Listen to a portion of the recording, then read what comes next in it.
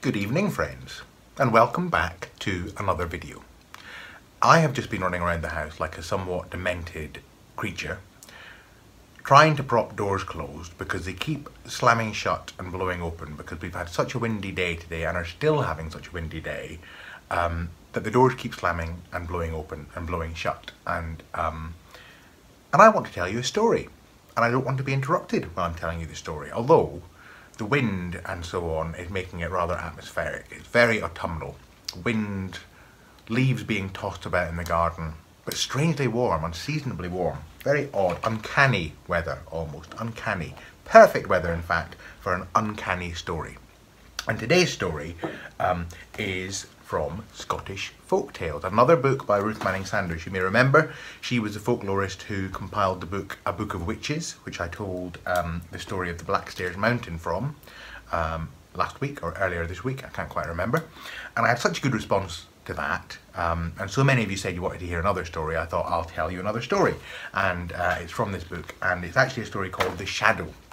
And it's rather appropriate that I'm telling this story because it's a story that comes from the east coast of, or the eastern part anyway, of Scotland. And I come from the eastern part of Scotland. I come from a little town called Carnoustie, little-ish town, not that little, but not very big, near Dundee.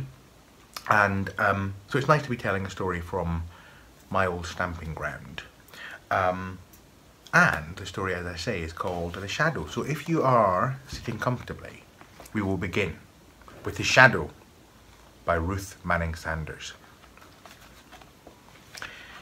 Jamie Carmichael was a bright lad, and when his grandad died and left him a purse full of money, nothing would content Jamie but that he must away to Maester Orrick's academy to learn all that Maester Orrick could teach him in the way of magic.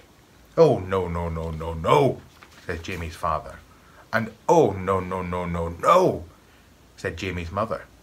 "Have you not heard that Maester Orrick is no other than the devil himself?" "And who's afraid of the devil?" says Jamie. "Not this laddie." So off he goes, with a stout holly stick in his hand and a change of linen and a bundle on his back and the purse in his pocket. Over the mountain and over the moor he goes, sleeps that night in the heather, and comes next morning to Maester Orrick's place, a grand enough building set in a valley between two heathy hills. And it's rat-tat-tat-tat-tat on the front door with Jamie's holly stick, and the door opening, and Maester Orrick himself looking out. "What's your will, my laddie?" says Maester Orrick. "To learn all you can teach me," says Jamie. "It'll cost you a bittock," says Maester Orrick. "And it's I have the money to pay," says Jamie. "Well, come your ways in," says Maester Orrick, "and sit ye doon till ye hear the terms of my schooling. They're no to every lad's liking." "If they're to mine, that's all that's needful," says Jamie, stepping into a great hall where he took one seat and Maester Orrick another. So now there's Jamie, sitting to listen, and there's Maester Orrick unrolling a parchment and reading out the rules that all his pupils had to obey. The rules were under 13 headings. There were rules about times of rising and times of going to bed, and rules about attendance at classes, and rules about behaviour and what was permitted in the leisure hours. It all sounded fair and square enough to Jamie, until Maester Orrick read out the 13th and last rule, which was none other than this: that when at the end of their schooling the pupils took their leave, the last one out of the house was to belong, body and soul, and for all eternity, to Maester Orrick. "Hech, sirs," says Jamie, "that takes some swallowing." "Take it or leave it," says Maester Orrick. "If you're liking my terms, you'll sign here at the bottom of the parchment. If you're not liking my terms, it's a good day to you." "Give me a wee minute to consider on it," says Jamie. "I'll gie you 5 and no more," says Maester Orrick. Jamie sat thinking. His eyes wandered around the great hall. He looked at the great open door. He looked up at the great windows. It was noonday, and the sun shone in at the door and in through the windows, casting the shadows of the chairs and the table, and of himself and of Maester Orrick along the floor behind them. "Is it through this hall and out that door that the scholars will be leaving when they do leave?" says Jamie. "Aye," says Maester Orrick. "And at what time do they leave?" says Jamie. "Just about this time," says Maester Orrick. Hand over the scroll then, and I'll sign, says Jamie, trusting that since I've a good pair of legs, I shan't be the last man out. That's what they all say, answered Maester Oric, and he took a quill pen from behind his ear, unscrewed the stopper of a small flask that hung by a gold chain from his girdle, dipped the pen in the flask, handed the pen to Jamie, and laid the scroll flat on the table. Sign here, says he.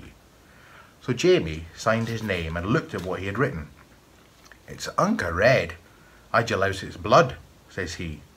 You're about right, smart laddie, says Maester Oric. Will you be paying the fees now or on the day you leave? I'll be paying now and have it off my mind, says Jamie, for it seems that on the day I leave I may be in a hurry, and he handed his purse to Maester Oric. Take what it costs, says he. It costs all that and a bit more if you had more, says Maester Oric, putting the purse in his pocket. But come your ways now and get acquainted with your fellow scholars. So saying, he led Jamie into another great room, where some 30 young fellows sat at desks with open books before them. They all sprang to their feet when Maester Oric came in. A new scholar, says Maester Oric, by name Jamie Carmichael. Bid him welcome, my lads.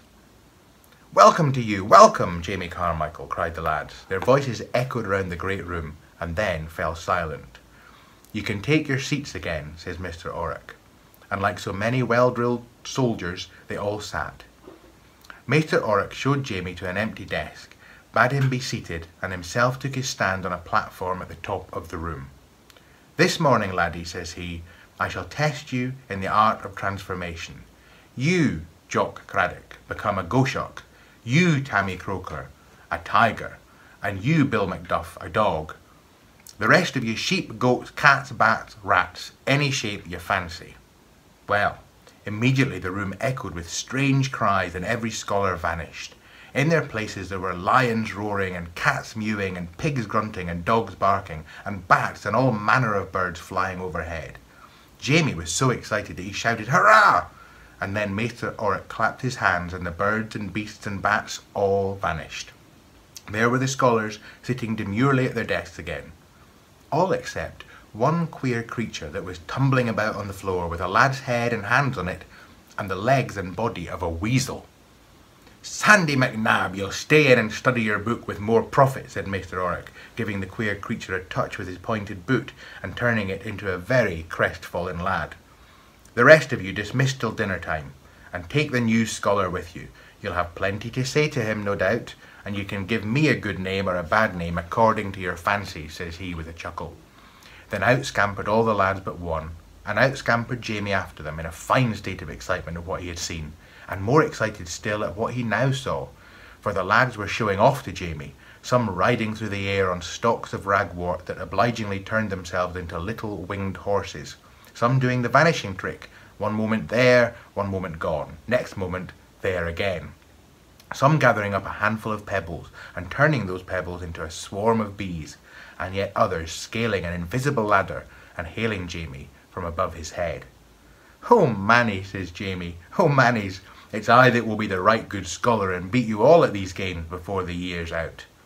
Well, Jamie did become a right good scholar and learned all the magic that Maester Oric was willing to teach him.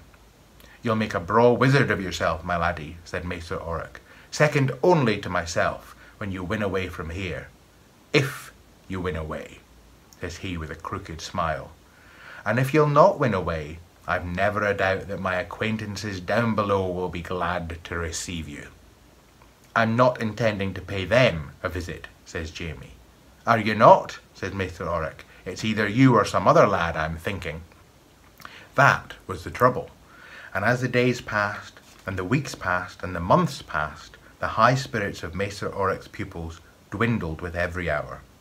For they had all signed that contract with its ominous 13th clause, and who could tell which of them was doomed at the year's end to belong, body and soul, and for all eternity, to their terrible master. Instead of laughter and merry faces and friendliness, there were now scowling looks and tremblings and a creeping away into corners and frequent quarrellings.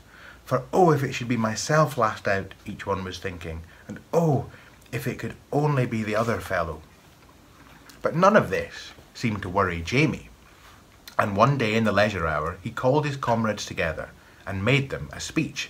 "Friends," says he, "it's I that am not liking your troubled faces, and it's I that am making you a promise. When the time comes, I pledge you my word that you shall all go out before me." "You cannot mean it," they cried.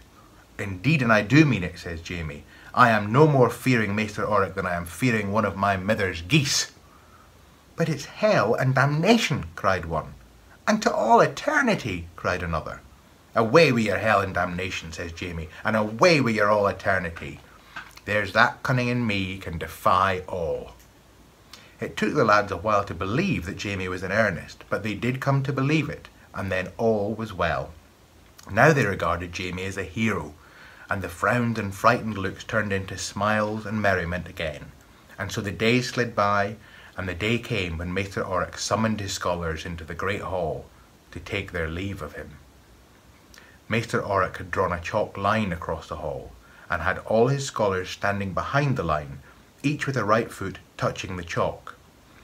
It was just such a bright summer morning as the morning on which Jamie had first come to the academy, and the sun was shining through the great open door, casting the shadows of Maester Oric and of all the pupils along the floor behind them. "Now, my laddies," says Maester Oric, "I've taught you all I can, and made canny wizards of the lot of you. I have your signed parchments, and you know what for you have signed. Here's a wee gong I'm holding in my hand. When I strike the gong, you'll make a run to get through the door. If I were a grasping and deceitful sort of fellow, I could hold the lot of you to do my will for ever and aye, but I'm only claiming the last laddie out, according to the contract." And with that, Maester Oric strikes the gong, and there's a rush to the door, each lad for his life, and a pushing and an elbowing and a scrambling and a getting through that door all in a heap, and a rushing off across the heather, pell-mell, and never pausing until they had reached the end of the valley, and Maester Oric's academy was just a little wee speck in the distance behind them. But back in the great hall of Maester Oric's academy, there was Jamie, sauntering in the sunlight across the floor towards the door, as if he had all the day before him. And there was Maester Oric, with an evil grin on his face, reaching out a hand to take a hold of Jamie's shoulder. "Hands off," says Jamie. "Hands off, is it?" says Maester Oric. "That's no way to talk. I have your contract signed with the best blood, and being the last to leave, you belong to me, and to all eternity," he added with a high cackle of laughter. "Ah, but I am not the last to leave," says Jamie. "Not the last?" says Maester Oric. "And who is it that's leaving after you, if I may ask?" "Take a look on the ground," says Jamie, strolling to the door. "It's there you'll see the one that's coming behind me." "There's none coming behind you," says Maester Oric. "What? Not my shadow?" says Jamie. "He's the fellow that's the last to leave, and you're welcome to him. So I'll bid you a good morning, Maester Oric, thanking you kindly for all you've taught me." And off strolls Jamie out through the door and down the valley in the bright sunshine. A little breeze sets the shadow of the gorse bushes and the heather clumps and fronds of bracken wavering across Jamie's path, both before him and behind him, and on either side.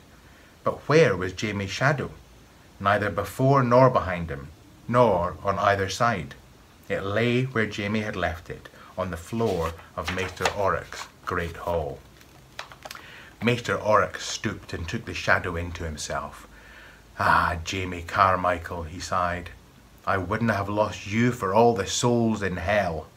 It's a braw canny wizard you'll be making when you come to be a man."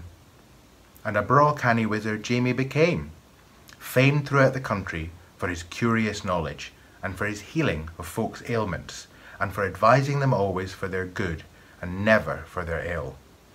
Maester Carmichael the Good, the man without a shadow, was the name he went by. The end.